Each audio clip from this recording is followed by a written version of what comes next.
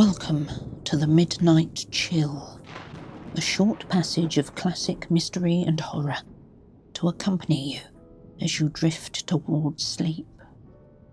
Tonight's reading is from Frankenstein by Mary Shelley.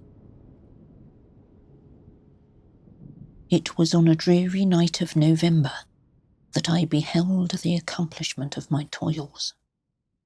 With an anxiety that almost amounted to agony, I collected the instruments of life around me, that I might infuse a spark of being into the lifeless thing that lay at my feet.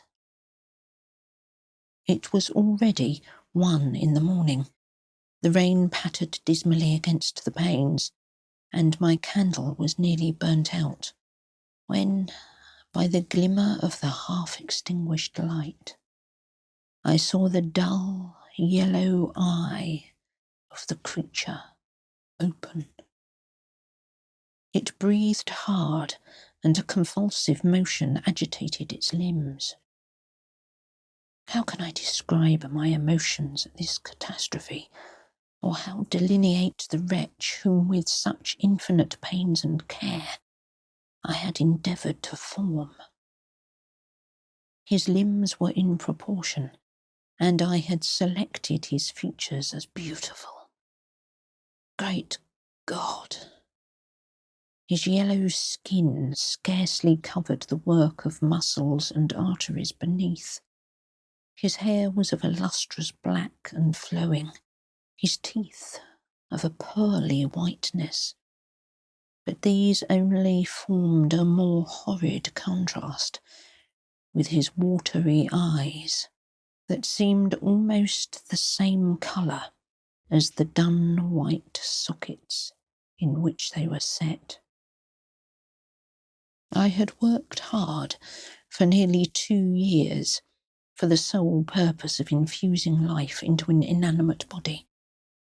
For this, I had deprived myself of rest and health. I had desired it with an ardour that far exceeded moderation. But now that I had finished, the beauty of the dream vanished, and breathless horror and disgust filled my heart. Unable to endure the aspect of the being I had created, I rushed from the room and continued a long time traversing my bedchamber, unable to compose my mind to sleep. At length, I threw myself on the bed in my clothes, endeavouring to seek a few moments of forgetfulness. But it was in vain.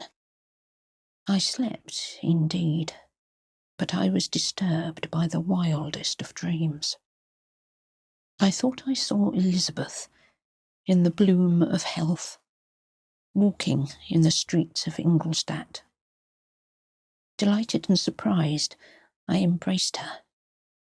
But as I imprinted the first kiss on her lips, they became livid with the hue of death. Her features appeared to change, and I held the corpse of my dead mother in my arms.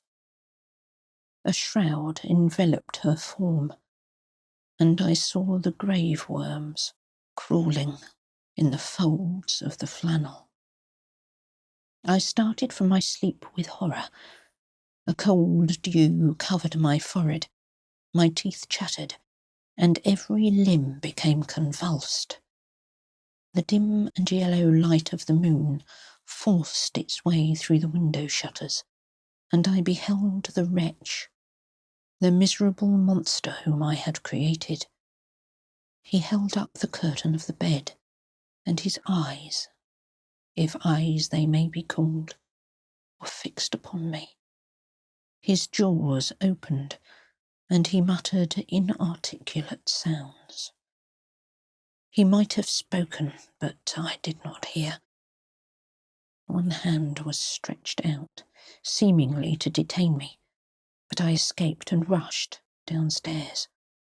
I took refuge in the courtyard belonging to the house which I inhabited, where I remained during the rest of the night, walking up and down in the greatest agitation, listening attentively, catching and fearing each sound as if it were to announce the approach of the demoniacal corpse to which I had so miserably given life.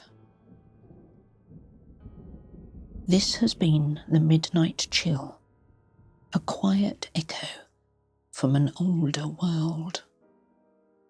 Sleep well, and good night.